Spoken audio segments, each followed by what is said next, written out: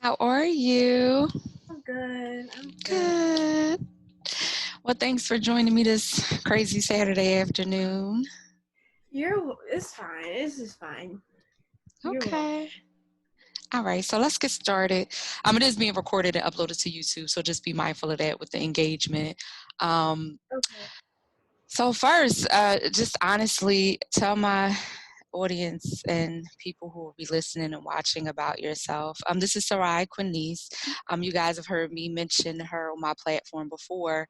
But with this Candid Community Conversations, it was important for me to open up space for the young ladies that I represent in our community, especially to be able to share their hearts, especially as it pertains to everything that's been going on. So I know you a little bit, and I could always like read off some facts, but I think it's best when the person that I'm speaking with kind of just lets people know who they are and what they represent.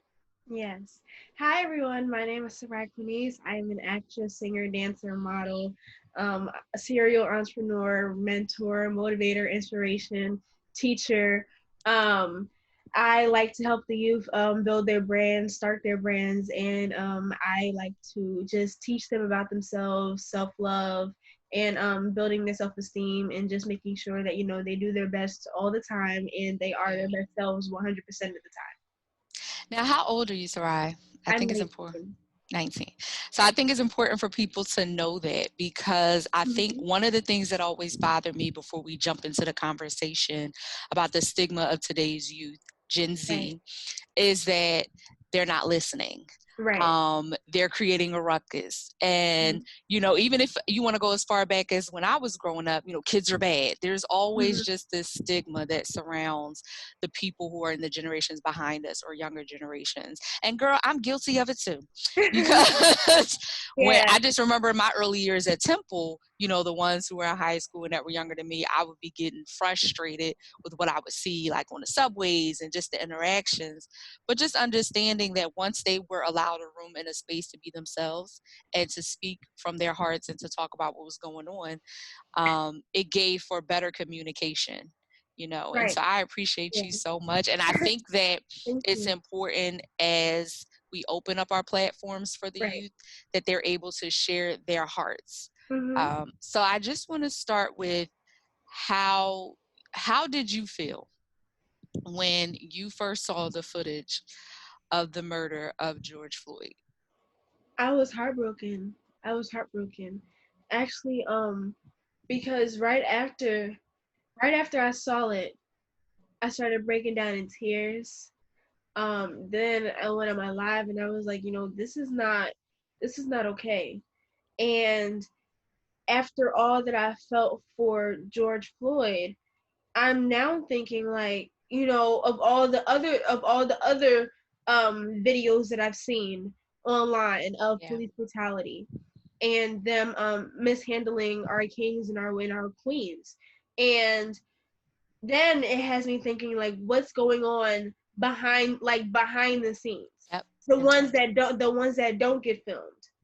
Yeah, We're even fight like today we're even fighting for that. We're fighting for not just George Floyd, but everybody else that has been a victim to police brutality. right.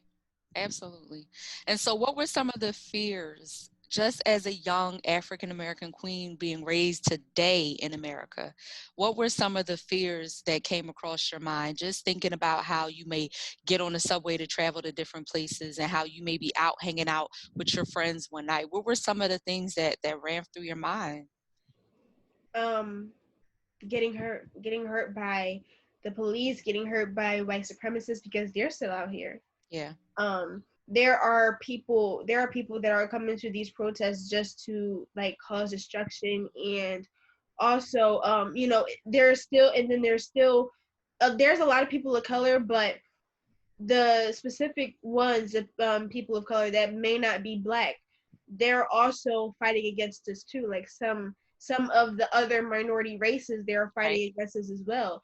So it's all about keeping myself protected.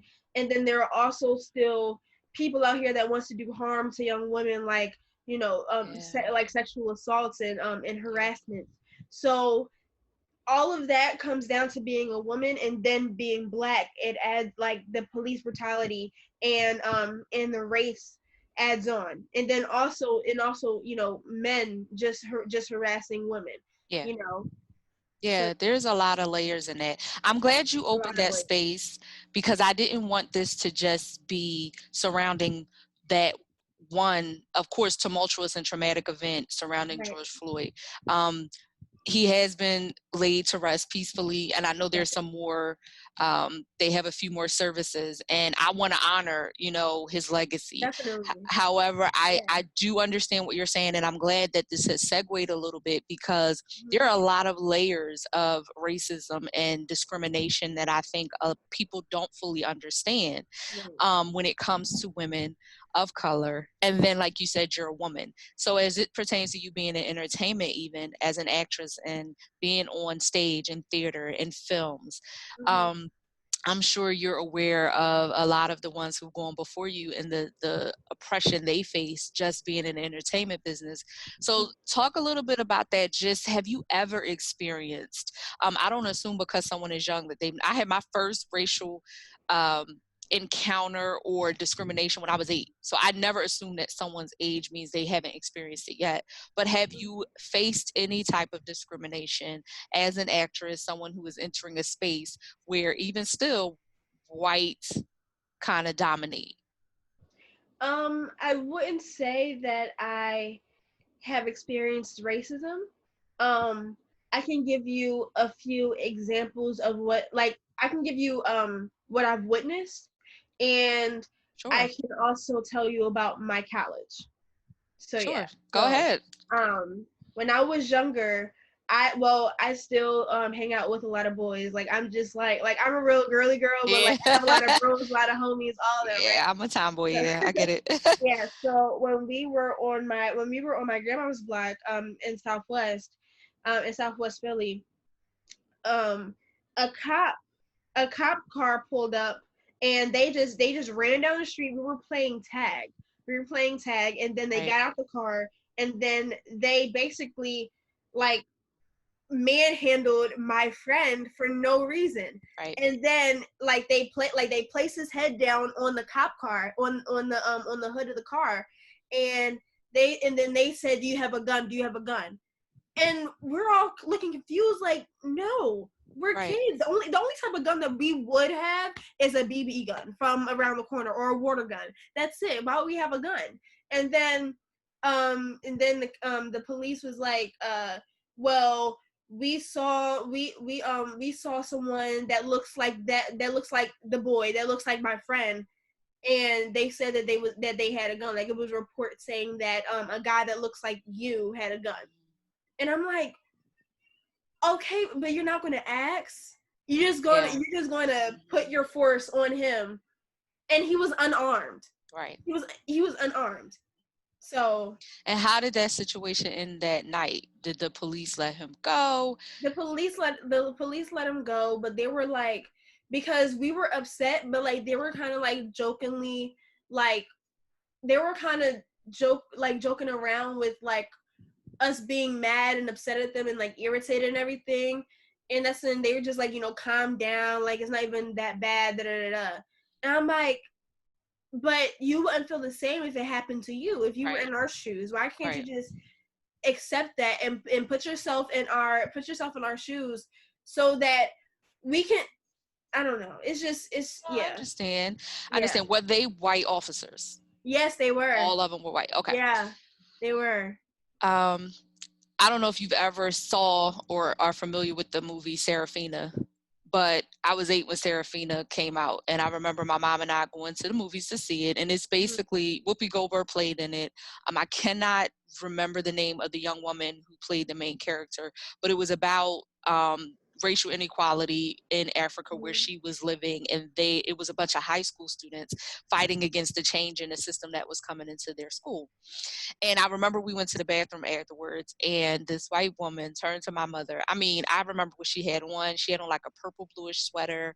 Her hair was about shoulder length, blonde hair. Mhm. I would say she was probably in her 40s maybe, and she was washing her hands at the sink next to us, and she turned to my mother and said, "Gee, I'm glad I'm not black." And for me as a child, I was like, what's wrong with being black? Right. Because again, at 8, when you're a kid, like you said, you guys were just playing tag, you're Mm-hmm. familiar with racial insensitivity at some Definitely. point in life. You Mm-hmm. you hear it, or your parents talked about it, or your grandparents. Mm-hmm. But to have someone say that, and I'm a kid still trying to find her own identity in the world, my Mm-hmm. first initial thing in my head was just like, well, what's wrong with being black? Because what I felt Mm-hmm. like the movie showed, it was teaching me something about history. And obviously there were white people in the theaters, but in my head I'm thinking, as I got older, like, why go see films like that if you're going to make insensitive remarks? Your support is not your support at the theater. We don't care if you buy the tickets to support our films if you walk away still with destructive thinking like that, where you could turn to two people of color and say, "Gee, I'm glad I'm not black," as if it's funny. Mm-hmm. You know what I mean? And so that is kind of where I feel like it's my role to continue to create stories as I write that show our Definitely. experience and don't shy away from it, and Mm-hmm. not let, quote unquote, it be whitewashed. You know what I mean? And Right. that's important. So I just wanted to share that because I think people need to understand that it's not just our teens that are attacked in the streets, or older men, or young men that you see standing on the corners. Mm-hmm. Women face stuff like this, little girls face stuff like this. How Mm-hmm. many of us have not told our stories? When you talk about Exactly. you, and you talk about the Exactly. ones that weren't filmed, you know what I mean? Mm-hmm. So what I want to talk about is the protest you put together, because I think that people should really hear the heart of the youth today and understand that you guys have your own ways of doing things and ways of thinking, and I think that's what makes Mm-hmm. it so brilliant. So we talked a little bit about it on the phone, but you organized this peaceful protest, and I want you to Yeah. tell my audience what you told me about the strategy, why you chose the place you chose, Right. how you brought it all together, and just kind of lay it out for us what your whole vision was with the protest. Yeah. So I brought it to my friend Zoe's attention. Zoe's in the group that I created called Queen CEO Group, and I founded that group, and I'm kind of like the leader of that group. But I said the well I gave the idea to her. Right. And she was like, that's dope and everything. And I'm like, yeah. So basically, I wanted to do my own little protest Right. because just the way that like the adults were handling it, I wasn't really agreeing with that, and it always turned into some type of destruction that went with Yeah. it. And it's like every time they keep going out, the same thing keeps happening. It always ends up from peaceful to a war. So I'm like, what's going on in between that's causing that? And I found out just by thinking a lot, and and then I'm kind of glad that the specific age group that I chose, like we're all either in school or coming out of school. So that's what You so mean high over school or college? Like exactly. high Yeah. school? Okay. Yeah, because I called for college freshmen to college seniors Okay. because you know they even though those passions that we have, the school doesn't really nurtures that, but I know that they nurture our brains and teaches us how to critical think and everything. So that's why I picked that specific age group, and then I Okay. also believe that we're the future. But just to piggyback on what I was saying, so basically I saw that the adults they weren't doing enough, and they weren't strategizing, and I know that everybody is like in their emotions in the world, Yeah. and Yep. like we're hurt, we're upset, we're aggravated, we're irritated, we're angry. And there are people out there that are 50, 60, 70. They have been dealing with this ever since Yes. ever since the beginning of time, honestly. And me being 19, I this is the beginning for me. This is the beginning for a lot of people, and I understand that perspective as well. So what I want to do before I get 20, or before I get 40, 60, 80, I Yeah. want this to end, and I don't want to have to bring this on to my children or my grandchildren, because Preach. I feel strongly about, generational curses and breaking those. But Yes. also, it's not just generational curses in the household, in the Black household, but it's also a systematic generational curse that we have to break. And I think that it starts with the youth. I believe that so much. And just the way that, I know how youth and myself carry ourselves. I know that we can change the world. So Absolutely. those so the protest that I decided to, well, it is not a protest, but it was a youth meeting. It was a Right. youth meeting at Penn's Landing, and the reason why I did that is because I learned that it was two protests happening that day. It was at Spring Garden on Broad Street, and then the other one was at the Art Museum. And I know that, if we were going to protest, we will be near water, and we will be near water. Water is calm. Penn's Landing, that's the place for you. That's the place for like skating, Yeah. hanging out, the hammocks, Fun. games, arcade. Fit. Even if we wanted to fish, it's a place of joy. It's a place in nature, and it's a calming place. Yeah. And I picked that place specifically because that place just breeds positivity.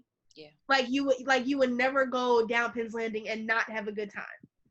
And I know that everybody that is in the Philadelphia community that is youth, we know about that spot because that's our spot.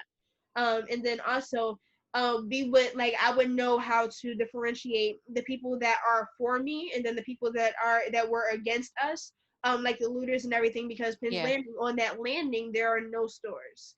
The stores is only on the Market Street Yeah. or Right. on South Street. So I knew that there was going to be no destruction, and that's why I wanted to pick a place that didn't have no stores, no companies around there, so that we can just be free and Yeah. protest and stand for what we stand for. And I want you guys to hear the wisdom that is flowing out of this young queen's mouth, because especially for those who have this negative view of the generations behind us, and you have to listen to strategy. And I had said on my IG, Sunday night. Ironically, it was the day of Pentecost, May 31st. And I remember just recording this video of encouragement for people who were sitting at home, because I know there were people who were probably sitting at home thinking they weren't doing enough. And I said, let me tell you something. God gives you strategy when you are calm and peaceful. When Mm-hmm. you're in an uproar and you're angry and you're upset, which I'm not dismissing those emotions because I Yeah. get it. But Mm-hmm. when you're in an uproar and you're upset, the strategy and the one that's going to be lasting, the one that's going to create results and real change, is the one that you can receive in a calm space in your spirit, and for wherever else you choose to go to get your ideas and let it flow. Um, so I'm glad that you said that, because there were a lot of people who wanted to say, well, riots are the cry of the unheard. And I get it. And there were some people who felt like, well, we could tear it all down because we don't care. I don't get that. Because a lot of what was destroyed in our communities where we live, it's going to be hard for the people who built those businesses to kind of rebuild. And so I believe the strategy that you implemented, I just want to say thank you for that, because it starts a new cycle. When you speak about generational curses and things like that, when you choose to do something different, it plants a seed for a new generational change to come about, both internally in your family as well as in the world. So I Yeah. commend you on that, and I want you to keep going in the direction you're going in, and not Thank letting, you. society or even friends persuade you. When God gives you that vision, you stick with it, and you ask him to send people who are going to be on board with it. So I'm proud of you. Keep Thank going with that, you. however Thank you. you move forward with Thank the movement that you created. But you did something else that I really wanted to talk about. In our society, especially today with social media, Instagram, people are all about building and business, like on your Yeah. grind, on your grind. And look, I'm from North Philly. I'm a hustler all day. And I know you get it because you got the hustle spirit in you. Yeah. But you did something that I want you to speak to as well. You stopped your business to bring awareness. And that goes against the grain, because a lot of people in the beginning, when Ahmaud Arbery was murdered, people were still kind of like going, and it's nothing wrong, we're not judging, but people were still kind of like going on and posting their posts. And it's like, you put rest in peace and you kind of go back to life. You got to kind of think about stuff like that. So Exactly. what made you, or rather I should say, why is it so important for us who are very ambitious, who have our dreams, and we're moving forward with our purpose and plan or whatever we created at the beginning of the year? Why do you find that it's so important to have a balance between, okay, I'm doing what I want to do, selling my jewelry, selling my business, but I need to pause for a minute and speak to what's going on? And how do you find that balance? I'm not just an entrepreneur, I'm a Black queen, and that's first. I'm Right. a child of God, and I'm a Black queen, and I am very, very pro-Black. Even though my business speaks to the Black community, especially our Black queens, because I sell Afrocentric jewelry, and accessories. But pertaining to this situation, I like to sell in peace and in royalty. And I can't sell in peace or in royalty if my mind state or if my mental isn't up there. Yeah. And I'm not just an entrepreneur. I am a motivator, inspiration, teacher. So I want to continue to educate, continue to spread awareness to what's going on, because it's not like I said before. This is like we're just acting on the ones that were on film. Right. But what happens to the ones that were not recorded? What happens to the ones that were silenced? What happened to the ones that didn't even have a conversation? It just happened, and all of that boils down to, even though we're doing this now, like protesting, wanting change, we can't stop that, because we're doing so good now, and I would hate for it to stop and then just for it to go back to normal. Let it go back to quote unquote normal in America. Right. So I want to keep spreading awareness, and just telling people that, like telling my young entrepreneurs, like I said this in my group. I said, the people that support you are Black. Most of the people that support you are Black. And because you are in business, people know that you are a Black-owned business and you're a small Black-owned business. The supporters that you have are from the same community that you want to build up. You know what I mean? Right. So I took a pause from that, and it just didn't feel right in my spirit to want to not take somebody's funds, but to support myself and not support the world. Right. And not stand in solidarity with the world. Right. Because then it would seem to me in my spirit that I'm being selfish. Mm-hmm. And my products are here, but a lot of Black lives are not. Right. And that's what I care about most. And I think that's very encouraging. And I want to encourage you, and for anybody else who makes that decision. And that's why I recorded what I recorded on Sunday, because there were people who I'm sure were at home just trying to figure out how to move forward. I think a lot of people forgot before the three murders were Breonna, George, and Ahmaud, because those were like back to back. Prior to that, the country was in an uproar with the pandemic. And there was so much going on, and so the health and safety of citizens was really on everybody's mind. And then when this happened, it just made it even heavier. The mental heaviness, the anguish that came from all of this. I mean, I'm like, can we just go to 2021? But I mean, because 2020 has been heavy, and it hasn't even been like 6 months of the year. And so I always say that you have to take a look around you and see what God is trying to teach you in these situations, what he wants you to learn for yourself and to become a better person, what maybe you're idolizing that he wants you to put down. And it could be, for a minute, my business has to be on pause. And I think a lot of people fear doing that because they think they're going to lose something. They're going to lose time, or they're going to lose their space on social media. And I always say, whenever you're obedient to God and your spirit and what it tells you to do, everything will be fine, because you're flowing. Yeah, you're flowing with what you're supposed to be doing in that moment. There's no time. And even then, God can redeem the time. He'll redeem whatever you feel like you've built. So I just encourage you with that. And for anybody else who's like wondering when you watch this, what can I do? How do I move forward? It's okay to put your business to the side for a minute. It's okay to put your project to the side for a minute, because if you look around, they said this was the first time that all 50 states came together for something. This was the Yeah. first time that all 50 states came together for something. So everybody put their stuff, you know what I mean? It looks like everybody stepped up. We were already on pause during the pandemic. Exactly. And it's three wars going on right now. It's a COVID war going on right now. It's a financial, and then it's sorry, my mom's downstairs. No, it's Sorry, fine. I'm just glad you don't hear the dogs. I'm like, okay, we working out here. Keep going. Don't worry. Yeah, but it's three wars happening right now. It's the COVID, it's the financial war, and then it's the race war that's happening right now. And what I would say to the entrepreneurs, to the young entrepreneurs, or adult entrepreneurs that are watching this, I would just say, it's okay to pause and find things in your business or find skills in yourself that you can, even you can bring awareness to your business, because you could, like, I would go on live.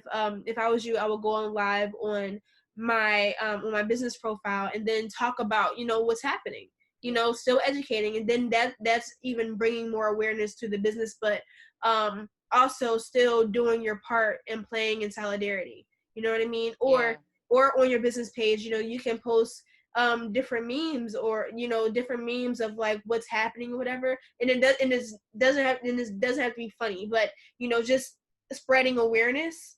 Just pausing that, spreading awareness, because you can do that to your business page. And even though you're not going to have sales right now, people know that you care about what's going on right now. Right.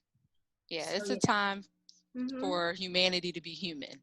That's how I'm looking at it. Humanity has to be human. We don't always have to wear those roles, those hats. Just be human and allow for that. I want to ask you, what would you like to see moving forward as it pertains to justice for Black and brown people? And what would you like to see more of your generation doing? Because I always say there are I'm going to say this respectfully, but there's like a handful, like we're like the cream of the crop, like we're hardworking women, and we know that everyone who we are aligned with that may be in our age group may not be like that. They're looking for that motivation and that push. And so just saying that, what would you like to see more from your generation as it pertains to just stepping up to the plate? And what would you like to see moving forward as it pertains to racial injustice and what the country can do, what people can do, what leaders can do? Yeah, so honestly, in general, not getting down to the specifics, but in general, I want to see everyone being treated equal, because we're all made out of love. You know what I mean? So I just want us to all be treated equal, because even though we're all unique in our own ways, we still bleed the same blood, okay? Yeah. And for my generation, it's a lot of, I can talk about Philly in particular. There are a lot of people that wants to collab, but they don't actually collab. Unity is the older version of collabing.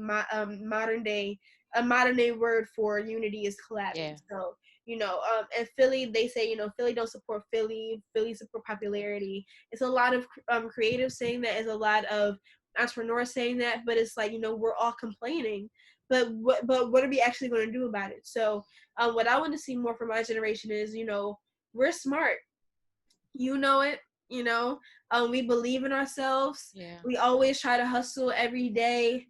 I know from the majority of people that I know, we are hustlers. The majority of people my age, we are hustlers. But I would just say, let's collab. Let's collab. Because I'm not going to say unity or unify, because it might be too hard of a word, but let's collab. Let's collab, let's strategize, and let's execute. There are a lot of people that have dreams, but they don't execute, or they don't know how to execute. Right. And just like, every household, every business, every production that I've been in, it's always had leaders, it always had roles, down to the directors, the actors, from business CEO to the team. You know what I mean? So, and then my household, like me and my mom, nothing works without a certain type of order and certain leadership. Yeah.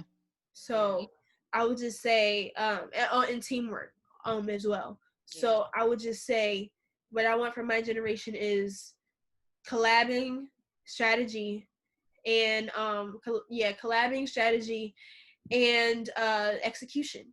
Yeah. Well, I just want to send some encouragement through the airwaves on that note, because what I think a lot of people feel, and I can speak for myself, when I was 19, 20, 21 at Temple, I had a mentor organization there. And one of the things that I can admit to, and I think people have to be open and admit to their issues at whatever age they're at.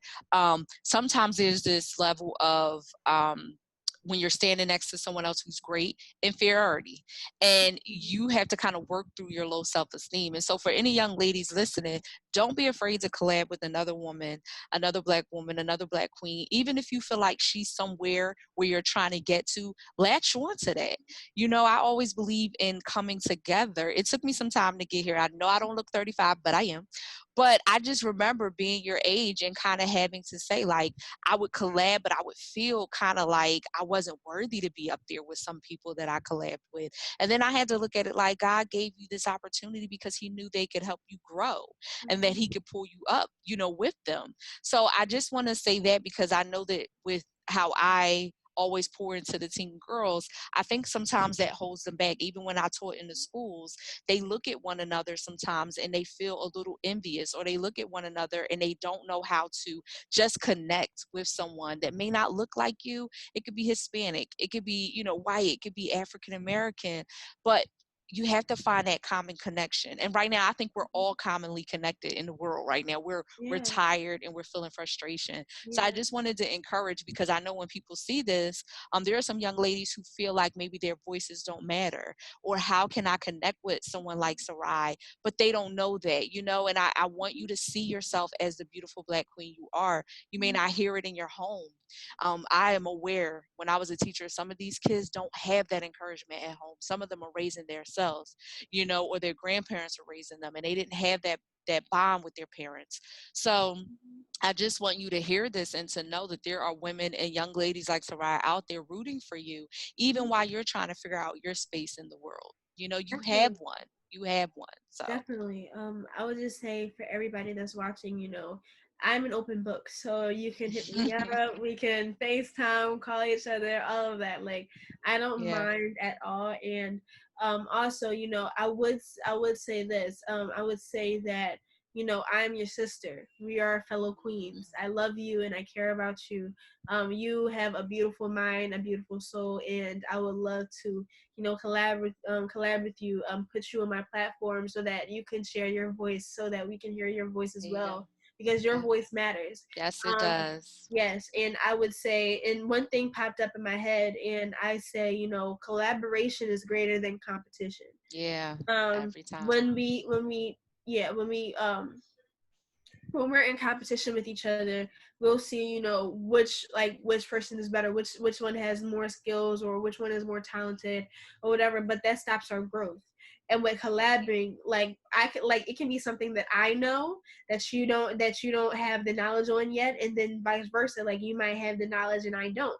But I also can say this, if you're the smartest one in your circle, you need to Mm, reevaluate your circle and yep. to get around people that don't know anything. I mean, that don't no that don't know anything about what you know, and then Yeah. vice versa.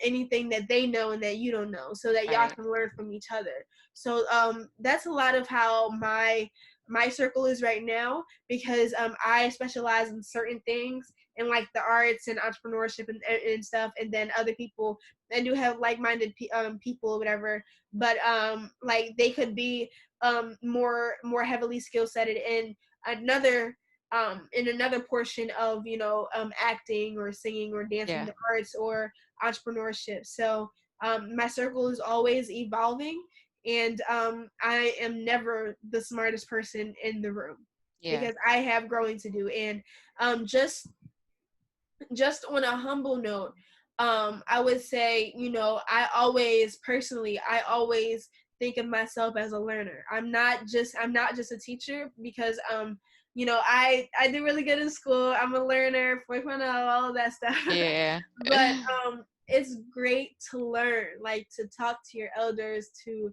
talk to your Yes. peers, just to gain perspective, because everything happens for a reason. That's what I believe. And just gaining gaining that knowledge from, people that, couldn't be smarter than you in some ways. Right. Absolutely. That was really powerful. And I'm glad you said all of that because, again, that's what this is. Mhm. The teen girls who are out there, especially the ones that look like us. Yeah. And I just want to make it clear Girls Anthem is for everyone, for all teen girls. I am inclusive. I believe in unity. God created us all differently, but I am not. I feel like we cannot have the same mindset as the oppressor. We embrace all nationalities and all ethnicities here at Girls Anthem. But as a Black woman, I am always rooting for everybody Black. Like, let's just make that clear. Me too. Right? It's like I love all of us, Yes. but I'm rooting for everybody Black. Yes. And so, is one more thing I want to talk about, or I want you to rather say for encouragement, in reference to the young lady who actually recorded the video.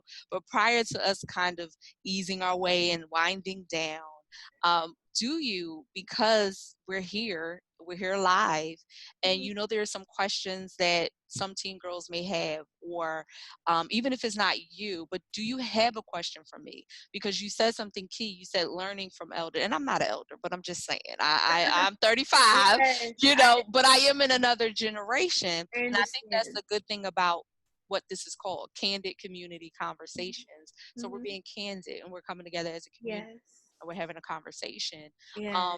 But you can pull from the same well. You can pull Right. from me now Exactly. on this platform, just Exactly. like I'll pull from you. So I'll give you Exactly. space to say something that you want to say or ask something that you may want to ask. Yeah, so I know that you touched on like girls not having that awareness or that knowledge that starts from home. Yeah. So I just want to know I just want you to give advice to the parents that may be watching with their daughters about how can they help them, or how can they start building their self-esteem so that they can help their children, Right. because that's an internal and generational curse right there, is It is. self-esteem. Yeah, it is. Um, so I said this when I did the interview on Good Day Philadelphia with Lauren Fox. And Lauren Dawn Johnson. And I remember saying, she asked me a similar question, like, how do we reach teens? And I said, you have to listen. And I think that's one of the hardest challenges for today's children. They're not heard. And for parents, there were times I had to share things with my mom that she may not have been ready to hear. And I think it's because the upbringing of our parents, they were told, you just sit down and you listen. They got disciplined if they even thought to even make a suggestion to their parents about their health. Like, I've been taking care of my mom through some of her health issues. And I've had to kind of be a little bit like, Mom, no, this is the way it has to go. And so I think the challenge is a lot of parents feel like if their children are saying something to them, or if they give them this open space, that it's going to be disrespectful, or they're going to hear something they don't like. But you know what? You're going to have to put your big girl panties on. And I'm very frank and blunt. You're going to have to put your big girl panties on. You're a parent, and you're going to have to accept that there's going to be some things your children tell you, or your teenage daughter, that they discuss with you that makes you uncomfortable. And that's okay, because the only way we expose what's in the dark in our families, as you mentioned, generational curses, the only way we can expose that stuff is by exposing it. And Yeah. sometimes what the daughters and the young ladies are dealing with, I said this on my first prayer call for Girls Anthem. I said a lot of your daughters are dealing with stuff they don't know anything. They didn't have nothing to do with it because it's traveled down your bloodline. Mhm. So it's unfair if you feel like your teen daughter has a bad attitude, or she shuts down, or she goes to her room and slams her door and just turns on her Netflix. But there's something in that. You have to say, baby girl, what's going on? Talk to me. And I'm going to give you this open space to talk to me with no judgment. Right. Because see, a lot of our parents didn't have that. Like, my mom is one of 10. And so while I'm not a parent right now, I've had parents ask me that question. So it's clear that there's something missing or disconnected. And that's no judgment. You are a beautiful mother. You're a beautiful Black queen. Or if you're a father raising your daughter and you see this. But I do encourage you to really brace yourself and sit down and brace yourself for that moment to say, listen, baby, let's talk. Be completely candid and honest with me about your Mhm. feelings. My father didn't necessarily raise me. I was raised in a single parent home, but I remember being 8 years old, and I was 8 or 9, and I remember just on the phone. I don't know whether he gave me the space or whether I just created it myself, but I went off. And at the end of that conversation, he said, "You're absolutely right." And I was shocked. I thought he was going to be like, "You don't talk to me like that. I am your," but he listened. And so that would be my advice for parents or adult guardians, because some children are not being raised, or teenagers are not being raised by their, blood parents. For the parents to really create a safe space at home. To be honest, your children shouldn't have to go to school and wait to speak to the social worker for them to work through their issues. They shouldn't have to go searching, if even though it's good, but searching on Instagram for encouraging posts or encouragement. It should be in the home. So I don't believe in ridicule or judgment, and I'll wrap it up here, but I just want for the parents or for the guardians, for the adult caregivers, for the younger generation to be mindful of how we talk down to them. You cannot be condescending in the same space where you tell them to openly share their feelings. Be willing to completely listen. If there is low self-esteem, then start to work on that together. As a parent, it's okay to have flaws. That's one of the other things that I have said on my prayer calls. I also want the teen girls to understand that your parents are still growing themselves. And once you guys create that understanding and that space together in a relationship, then I believe that it will lead to more opportunities for you to have stronger and constructive conversations without the arguments. And lastly, I'll just say this, humility, and I've said this before, but humility is not about you saying, okay, you're right, or the other person saying, I'm sorry, you're right. No, humility is listening to each other and then allowing God's purpose in that relationship to be right. So it's not about somebody bowing out and saying I'm wrong and you're right, or vice versa. Humility is just saying, I see you, I hear you, and I get you, and I'm here to help you through that. So I hope that was sufficient. Yes, it was. Thank you so much. You're Thank you. welcome. You're welcome. Yes. So I believe they're going to receive, whoever sees this, you guys are going to really, what we've created here right now today was just a lot of seeds being planted into the next generation and even into the older generation, because Yeah. it doesn't matter how old someone is, you always have room to learn and grow. Mhm. So I want you to speak to Darnella Frazier, who was the 17-year-old teen girl who actually videoed the entire scene of the murder of George Floyd.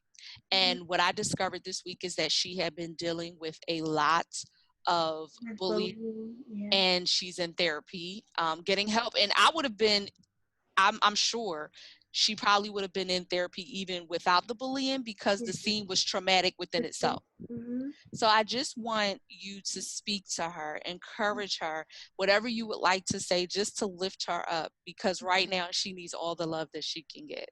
Definitely. Um, hey, Queen. I love you. I would just say thank you. Thank you for thank you for your awareness. Thank you for stopping and actually seeing what happened and witnessing what happened, because you are the start. You're the start. And I'm happy to say, and this goes back to everything that I've said before, the youth is the future. The youth is the future. And I really, really encourage you to just be still, because God is using you in marvelous and in mysterious ways, but it's all good. Yeah. But I would just say, I'm here. I'm here for you. We are all here for you. Yes. We are praying for you.